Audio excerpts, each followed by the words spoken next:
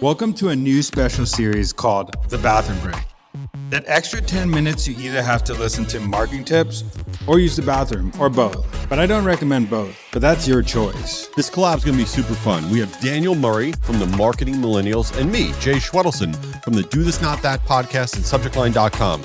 Each episode in the series, we are going to go over quick tips about different marketing topics. And if you want to be in the bathroom, fine, just don't tell us about it. Thanks for checking it out. We are back from our bathroom time it's actually bathroom break. I shouldn't ruin our brand. This is Jay Schwedelson from Do This Not That, our brand. And I'm here with the ultimate bathroom guy, Daniel Murray from the Marketing Millennials. That is a great title. Do you feel good about being called the ultimate bathroom guy? I mean, are we rebranding on the podcast? The bathroom time? This is the bathroom break, everybody. So Yeah, it is. It's not bathroom time right now. It's the bathroom break. So we're ready to chat. I want to ask you a question. This is going to be so bad. Have you ever used a porta potty? Oh my goodness, too many times to count. I just hate the feeling of not holding it. So I just need to go wherever I go. I know a lot of people who just can only go at home, which is just, I don't know how you do it, but Right, you explode. I've been at Coachella, porta potty, so that's like 110 degrees and a porta potty, so disgusting. That's a great visual. You just gave everybody. Hopefully nobody's eating right now or anything. So, all right, moving on from that hot topic, literally. Let's get into the topic of the day. People want to know, how do you get people to register for webinars? How do we get them to register for events? What are the secret tricks to get people to be able to register that people aren't thinking of, that aren't doing? What do you got? I think one of the underrated things is using attention of social to get people to register, and especially LinkedIn. And it's not, what I mean by that is not specifically talking about your event, but having an educational post and then adding in a PS. We're having this webinar or this event or this virtual event or XYZ you want to attend. Here's the link. I think that goes so long way, because if you can get a post to get attention in the feed, you're basically stealing attention from the algorithm. And you will see that's one of the ways we got 12,000 people to come to Marketing Land, was took the attention of organic attention and added a PS on a lot of our posts to drive registrations. No, I love that. And I also think that people think that with webinars, for example, you can't create FOMO because no one has a fear of missing out on a webinar. They don't want to go to a webinar. But it couldn't be further from the truth, because you can say things, for example, like, we only have 100 virtual seats for this webinar, right? And you're like, well, but that's not true. But why is it not true? Maybe on your webinar platform, that's it. You only have 100 seats. Now, on your average webinar, maybe you only get 30 people to attend.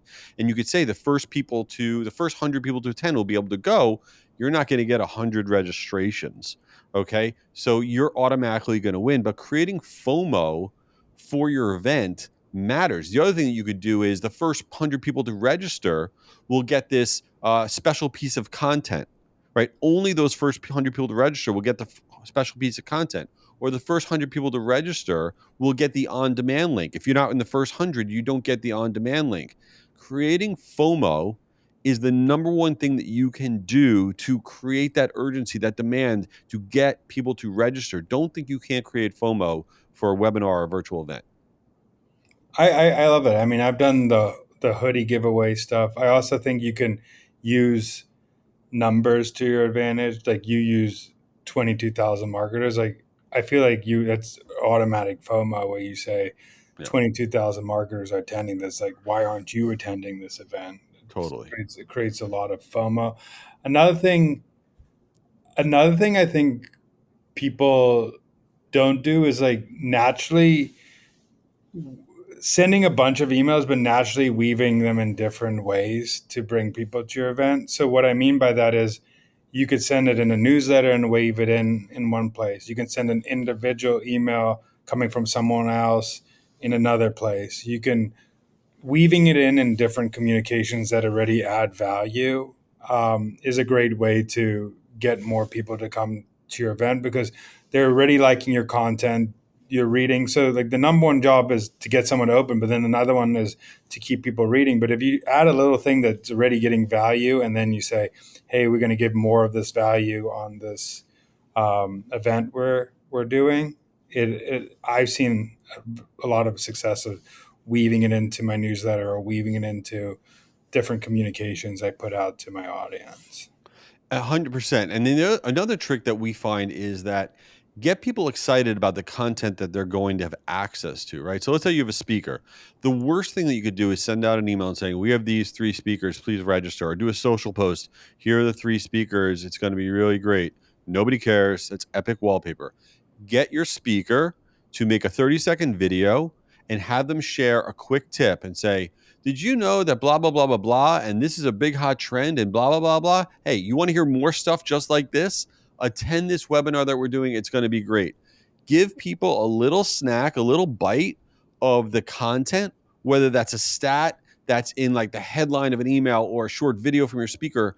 That gets people excited. They want to know what else they're going to get just like that, as opposed to just being like, register for our webinar. Who wants that? I've been also toying with this idea, which I'm going to try next year, of like not announcing some slots and saying like this is like a secret slot that we're going to give a lot of value about, not tell who the speaker is, not tell anything, and you only can get those sessions live. Because I think you, as marketers, we tend to give a lot too much upfront and too much information upfront. I think keeping people guessing gets people to come. So just teasing a little bit, maybe say this person's in this industry and blah blah blah, but not or like you're doing a spam meeting contest, but you could be like, and there'll be this live session with this special blah blah blah. Like I think that's a great way to tease something that might happen that gets people to Dude, I come. got the best idea. I got Right. the best idea. You got to do this, right?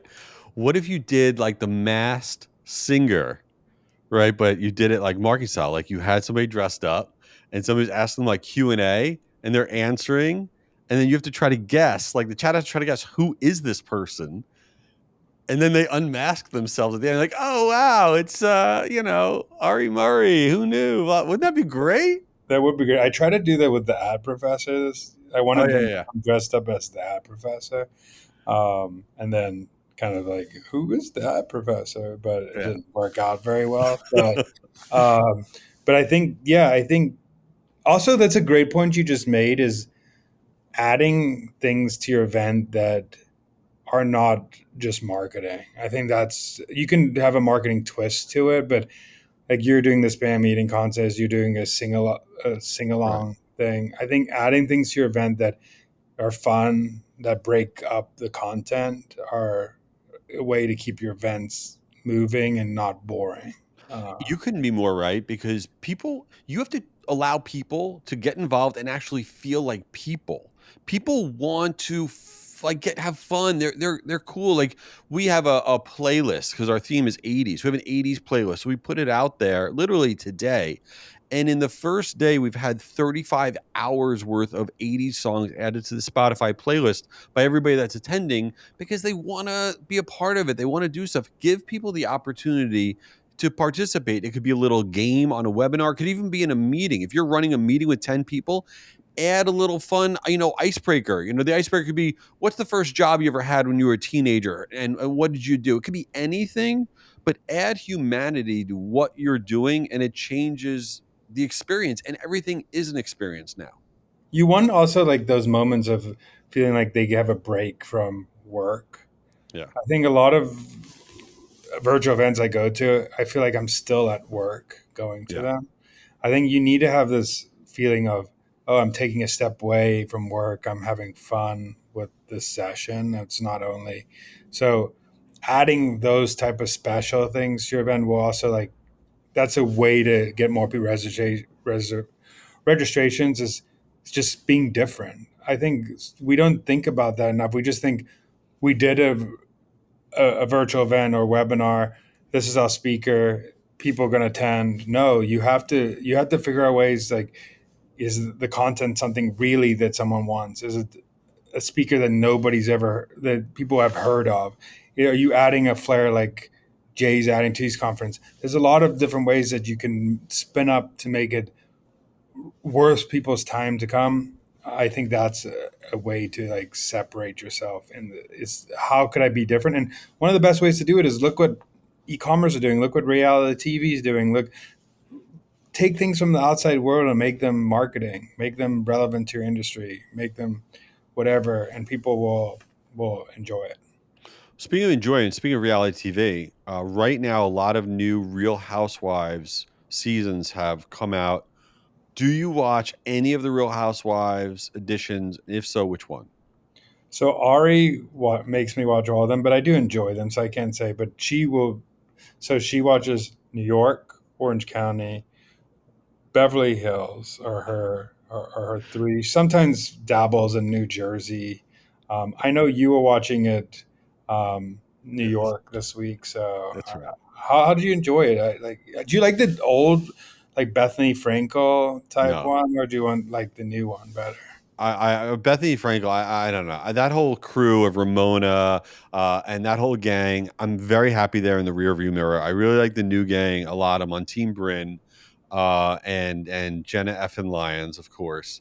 I love all of them. I tried to get into Salt Lake City, but I'm still involved with watching The Secret Lives of Mormon Wives, which is a wild show. That is a wild show. One fun fact is one of the husbands went to my high school, and he was like a great played football with them. So No way. it's so funny.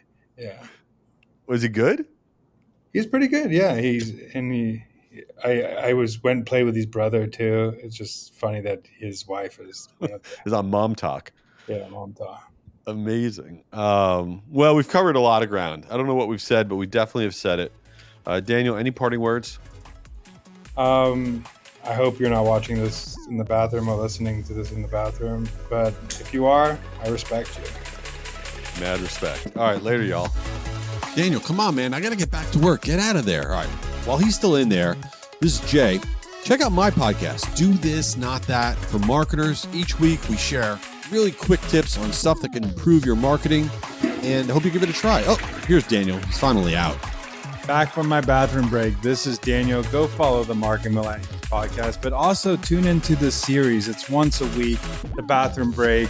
We talk about marketing tips that we just spew out, and it could be anything from email, subject line, to any marketing tips in the world. We'll talk about it. Just give us a shout on LinkedIn and tell us what you want to hear. Peace out. Later.